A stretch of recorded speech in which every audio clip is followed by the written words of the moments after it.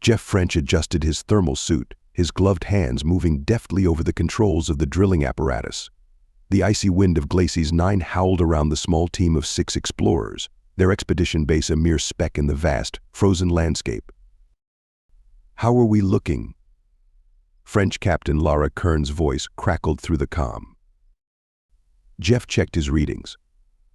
"All systems go, Cap. We should break through to the subsurface lake any minute now." The team had been on Glacies-IX for 3 months, searching for signs of primordial life in what they believed to be a massive underground lake. As the team's geologist, Jeff had pinpointed this location as their best chance for a breakthrough. The drill whirred steadily, boring deeper into the ice. Jeff monitored the data streaming across his screens, his excitement growing. Suddenly, an alert flashed. "Cap, I'm getting some anomalous readings," Jeff reported, frowning. "The temperature at the drill tip is rising rapidly." Before anyone could respond, the drill broke through with a hiss. Steam erupted from the borehole, accompanied by a high-pitched chittering sound that sent shivers down Jeff's spine. "What the hell was that, Dr. Yumi Tanaka?" the team's biologist asked, moving closer to the hole. As the steam cleared, Jeff shone his light into the darkness below.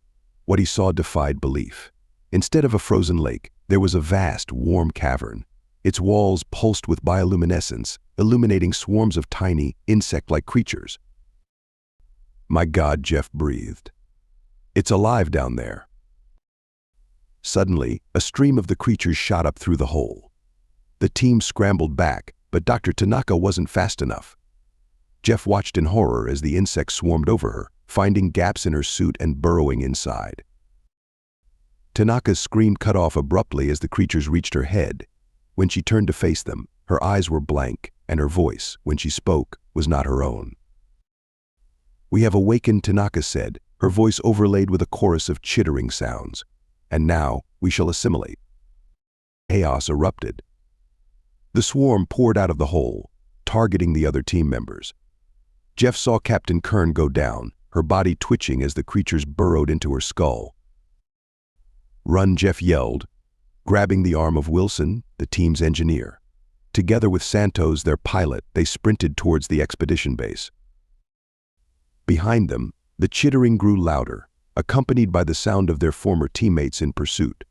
As they reached the base airlock, Jeff risked a glance back. The sight of Tanaka and Kern, their movements jerky and inhuman, their eyes glowing with an alien intelligence, would haunt him for years to come. The airlock hissed shut behind them, but Jeff knew this was only the beginning. As alarms blared and emergency protocols activated, he realized their mission of discovery had just become a desperate fight for survival. Jeff, Wilson, and Santos huddled in the command center of their base, the reinforced doors locked and emergency power humming. Outside, the inhuman chittering of their assimilated teammates and the relentless swarm grew louder.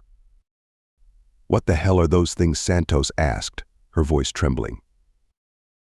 Jeff shook his head, still processing the horror they'd witnessed. "I don't know, but we need to figure it out fast." Over the next few hours, they took stock of their situation. The base was designed to withstand Glacies-IX's harsh environment, but not an assault from within. They had supplies for months, but limited weapons, just a few mining lasers and their personal sidearms. Jeff pored over the data from the drill site, trying to make sense of what they'd discovered. "Look at this," he said, pointing to a screen. "The cavity temperature, the biological readings, it's like we drilled into a massive, living organism." A bang on the door made them all jump. Dr. Tanaka's voice came through the intercom, but it wasn't just her voice, it was a chorus, as if thousands were speaking in unison. "We are ancient. We are legion. Join us and know eternity." Wilson grabbed a mining laser. "Like hell we will." Jeff held up a hand. "Wait, we need to understand what we're dealing with." He keyed the intercom. "What are you?" The response chilled him to the bone. "We are the Hive. We have slumbered for eons waiting. You have awakened us, and now we shall spread across the stars." Over the next days, Jeff studied the creatures relentlessly. He discovered their method of assimilation. They drilled into the skull and interfaced directly with the brain, turning the host into a puppet of the hive mind. The siege continued. The assimilated team members, led by Tanaka and Kern, probed the base's defenses constantly. Jeff knew it was only a matter of time before they found a way in. On the 5th day, as Jeff was examining a specimen they'd managed to capture, he noticed something odd. The creature reacted strongly to certain frequencies of sound. "Wilson," he called excitedly. "I think I've found a weakness. Their communication seems to rely on specific sonic frequencies. If we can disrupt that." Before he could finish, alarms blared. Santo's voice came over the intercom, panic evident. "They're in. They've breached the east airlock." Jeff and Wilson raced towards the sound of gunfire. They arrived to find Santos fighting a losing battle against the swarm. As they watched in horror, the insects overwhelmed her, burrowing into her skull. "Fall back," Jeff yelled, grabbing Wilson and racing for the inner doors. They sealed themselves in the command center, the last secure area of the base. Outside, the chittering grew louder. The voices of their former friends called out, promising unity and eternal life.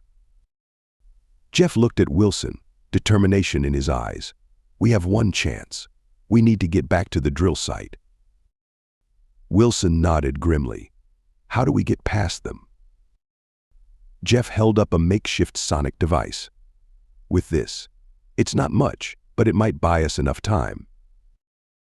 As they prepared for their desperate mission, Jeff couldn't shake the feeling that even if they succeeded, the horror they'd unleashed was far from over.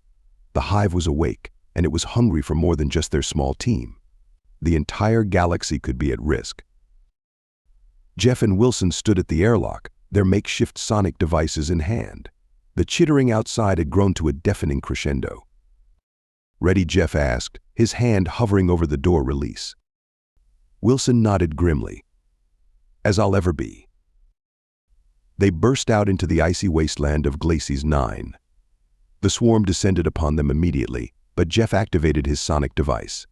The insects recoiled, their coordinated movements disrupted by the frequencies. They sprinted towards the drill site, their assimilated teammates in pursuit. Jeff's lungs burned in the frigid air as they reached the hole they'd drilled just days ago, the portal to this nightmare. "We need to collapse the cavern," Jeff shouted over the wind. "It's the only way to stop them." They began setting charges around the drill site, the swarm regrouping and closing in. Jeff saw Tanaka and Kern approaching, their movements jerky and inhuman. Jeff Tanaka's voice rang out, layered with countless others. "Why do you resist? Join us. Become eternal." Jeff shook his head, continuing his work. Some things aren't meant to be eternal. As they placed the last charge, Wilson cried out. Jeff turned to see insects burrowing into Wilson's suit, reaching for his skull. "Go," Wilson yelled, his eyes wide with fear and determination. "Finish it." Jeff hesitated for a split second, then ran. He reached the detonator, his fingers numb as he input the code. The charges exploded, the ice cracking and shifting beneath his feet. For a moment, it seemed to work. The swarm retreated, drawn back to their collapsing home. Jeff allowed himself a glimmer of hope. Then the ice gave way beneath him. He plummeted into darkness, surrounded by falling ice and the chittering swarm. As he fell, he saw the vast network of the hive mind, pulsing with ancient, alien life. In his final moments, Jeff realized the terrible truth. They hadn't discovered the hive, they had released it. And now, nothing could stop its spread across the stars. His last thought was a desperate hope that somehow, someone would discover what happened here and warn Earth. Then the darkness took him, and Jeff French knew no more. In the frozen wastes of Glacies-IX, silence fell. The drill site was now a massive crater, steam rising from its depths. And deep below, in the warm caverns of ice, the hive mind stirred, planning its next move in a galaxy suddenly full of new hosts to assimilate. Thank you so much for listening to this story. I hope you loved it. Please remember to subscribe if you did like it so you can see more videos like this. And please give us a like and a comment too. I'll see you in the next one.